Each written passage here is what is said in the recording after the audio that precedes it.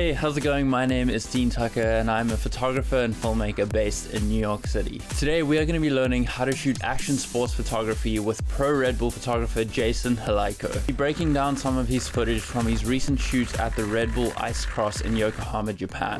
This is Red Bull Ice Cross, the sport where fearless skaters hurdle down courses of up to 700 meters in length, filled with obstacles such as bumps, turns, hairpins, and waves. Riders go 4 at a time at speeds of up to 80 kilometers per hour. The fastest 2 advance to the next round until there is a 4-rider final.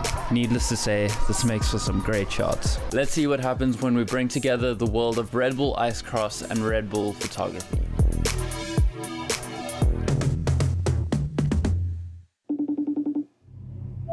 Hey. Hey man, how's it going? I'm good, thanks, and you? Good, yeah, thanks for the call. This is Jason. He's been living in Japan for the past 15 years and has shot a variety of action sports such as FMX, BMX street and flatland, snowboarding and breakdancing. With such an incredible background and a vast range of knowledge and experience, let's see what Jason can teach us today. Cool, so let's just get into it. So as we know, you took some incredible photos at the recent Red Bull Ice Cross in Yokohama, Japan. The question I have, and I'm sure many others out there asking, is how did you do it?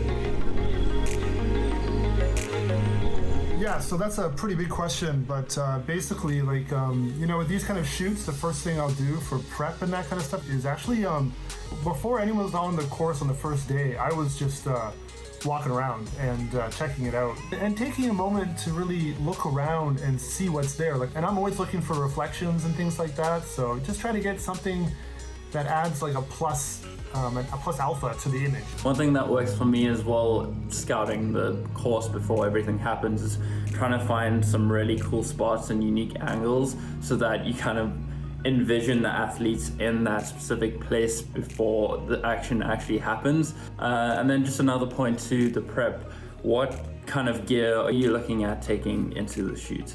So for the Ice Cross, and basically any event I take, I use the Nikon D5. Good thing for this, with this camera, and kind of what you want to use, I think, for the Red Bull Ice Cross or other kind of really fast action events, is a camera that can do like 9 to 12 frames per second.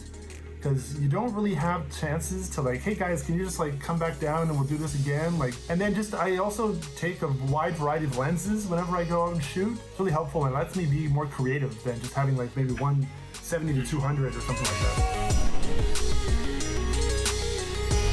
Let's move on to the actual shoot process now and how that went down. What exactly were you looking for when capturing these frames? So with the Red Bull Ice Cross, as you know, there's 4 people coming down at the same time.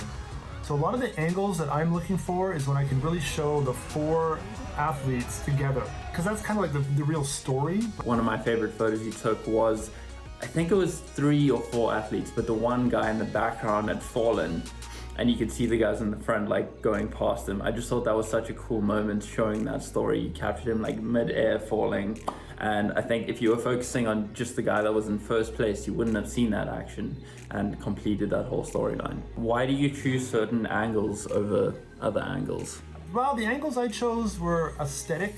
I want to get in close maybe on some of the angles. A lot of times if I'm zooming, I'm also trying to cut out things that are along the sides that I don't particularly want to show maybe. So you can really be more selective in what you want to show by the angles that you choose. So that's kind of one thing that I kind of keep in mind. And then, it's kind of a natural thing now. I just shoot and try, and then, hey, this looks good. Basically, it's what it comes down to. Look at the back of the camera, I'm like, that's awesome, I'll do some more. I would say that a lot of getting different kinds of angles is a very intuitive process as well. You can be in a specific place, and just 2 examples that I can think of right now is one where you were right at the starting line and you held your camera low to the ice, the sun was rising in the background, and you got that nice reflection as someone was starting. And then another one, someone was coming down the ramp and you just got a little bit inside of the track and got a reflection off the sideboard.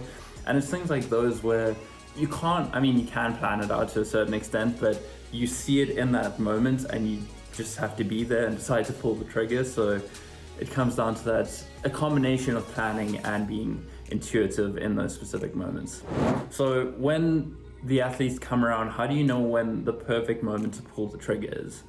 So for the Red Bull Ice Cross, there isn't really like a peak action like you might get in, say, BMX or skateboarding. So as soon as those guys are coming through the area that I think would look aesthetically cool for the shot, I kind of just spam my shutter. I just take 15, 20 shots. Straight off the bat, what happens once the final race is done, when the event ends and you've got all of your shots?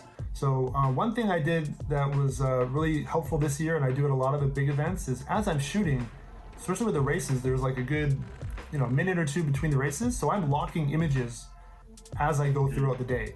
So you can lock images on the back of your camera so that when I then do my ingest, I can do a setting on my computer to only download the locked images. And then, we have to edit the images ourselves. But these big events, you have to be aware that these images are also going out to the general media as well.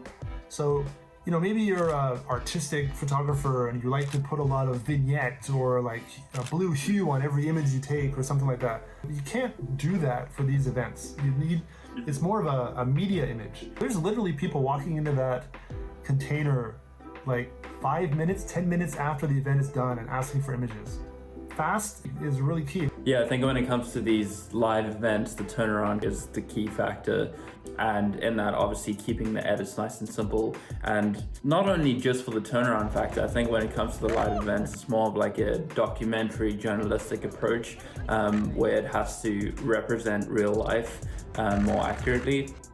Whereas some of the athlete shoots, you might have a bit more freedom to be artistic and creative and more conceptual in your thinking. And sure. Oh yeah, no, it's like you said, you're more of a documentary photographer. Mm-hmm. And the cool thing with being the official photographer is you can get those angles and spots that other news agencies and that don't get. So there, you don't need the over crazy edited amazing image that no one's ever seen. You got the cool angle, you got the cool location, so you're good there. I think it comes down to getting the action. That's the main part of why you're there and trying to tell a good story through that action. Cool. I think that is that. I guess all I have left to say is thank you so much for being a part of this call. Thanks for being a part of this video and sharing all of your wonderful information with us and the rest of the world. All right. Sweet. I'll talk to you soon. Yeah. All right. Cheers. Thanks, Jason. Bye. Bye. All right, and that is that. Thank you guys so much for watching. I hope you managed to learn something new and interesting. If you have any of your own sports photography tips, please leave it down in the comments below. And also hit that subscribe button for more Red Bull content. Thanks again so much for watching. We'll see you in the next one.